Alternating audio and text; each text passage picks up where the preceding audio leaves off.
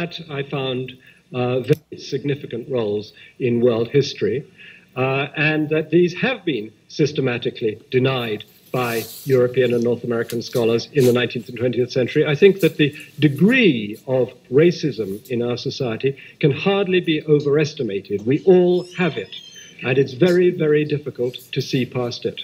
All right, thank you very much. Professor Clarke. I came to this subject before I was 10 as a Baptist Sunday school teacher. I wanted to teach junior class in Sunday school, so I learned to read very early. What baffled me from the beginning was the Bible itself. I could not find my people in a book that's supposed to be about all mankind. And what called my attention to the neglect of Africa was the Sunday school lessons with all those white angels. And when they said God is love, God is kind, God is no respect of kith or kin, I kept wondering, why didn't he let at least one or two little brown or black angels sneak into heaven? So I began to suggest that somebody else had tampered with God's book in favor of somebody else, and that the Bible, to a great extent, was a rationale for European domination, but had been used as such.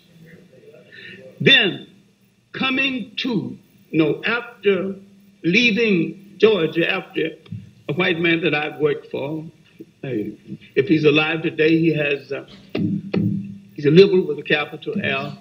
His name was Gagsteiner.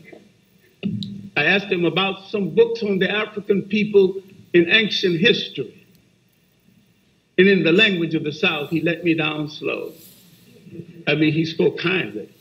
He said, John, I'm sorry that you came from a race that has made no history. But if you persevere, if you obey laws and study hard, you make history someday, and you personally might one day be a great Negro like Booker T. Washington. Booker T. Washington was the one thing whites approved of at that time. All right, while doing chores at a local high school, holding the coat and the books of a recitalist, I opened a book called The New Negro, and I found an essay by a Puerto Rican of African descent, Arthur Schomburg.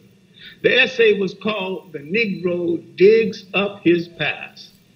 Now I knew I was not only older than slavery, I was older than my oppressor, and my oppressor was the last branch of the human race to enter that arena. Mock civilization.